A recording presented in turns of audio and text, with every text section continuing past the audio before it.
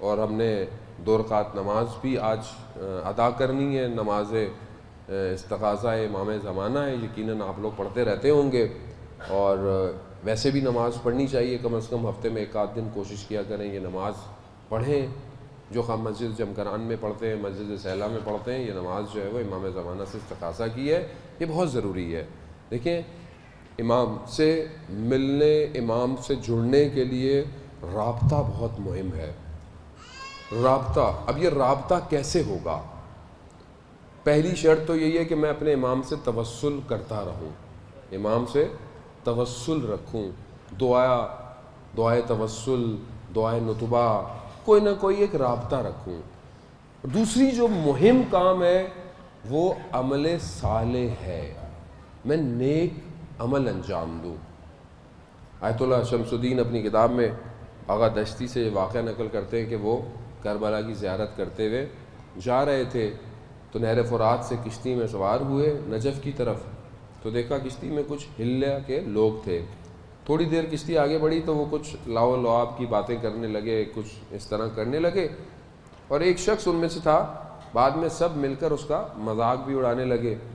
والا بہت باادب شخص تھا، مگر بڑی حیرت ہوئی کہ پھر بعد میں سب نے مل کے کھانا کھایا۔ پھر جب وہ شخص اترا تو پانی زیادہ نہیں تھا، تو میں بھی اس کے ساتھ چلتا رہا، میں اس کے قریب گیا، میں نے اسے پوچھا یہ کیا ماجرا ہے، یہ تمہارے کون تھے، تمہارا مذاق اڑا رہے تھے؟ کہا یہ سب میرے رشتہ دار ہے، اور میرا والد کا تعلق جو ہے وہ دوسرے فرقے سے تھا، مگر میری والدہ کا تعلق شیعہ سے، تو میں کیونکہ اپنی والدہ کے اس پر آ گیا تو یہ میرا اکثر مذاق اڑاتے رہتے ہیں۔ تو کہا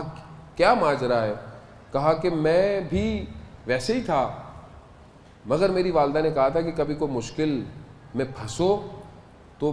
12ویں کو یاد کرنا، 12واں زندہ ہے۔ تو میں نے دھیان نہیں دیا، میرا کام جو تھا وہ جنگلات سے تیل لے کر آنا تھا، روغن،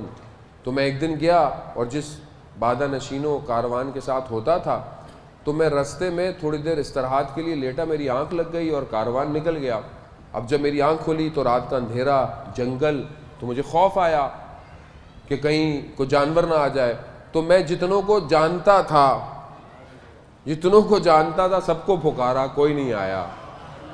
کوئی بھی نہیں آیا، تو مجھے ایک دم میری والدہ کی بات یاد آئی، تو میں نے 12ویں کو پکارا، اور میری ماں نے کہا تھا کہ یا ابا ساحلے ادرکنی،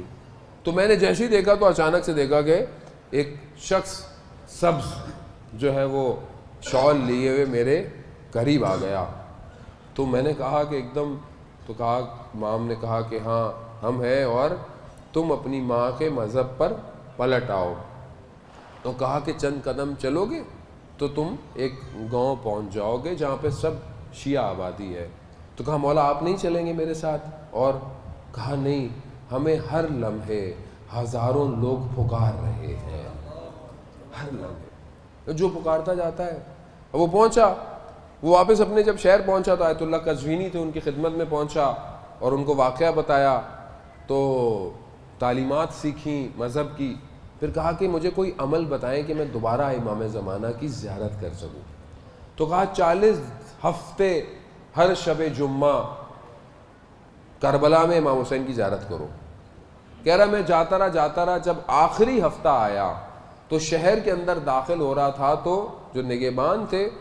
وہ داخل نہیں ہونے دے رہے تھے، وہ کچھ مانگ رہے تھے، تو ایسے میں پریشان ہوا کہ آخری ہفتہ ہے، مجھے جانا ہے، تو میں نے وہیں دیکھا رش میں مجھے امام زمانہ نظر آئے، اللہم صلی علی محمد وعلی محمد، مجھے امام نظر آئے تو میں پیچھے ہٹا رج سے اور میں نے توسل کیا، امام آئے اور امام مجھے شہر کے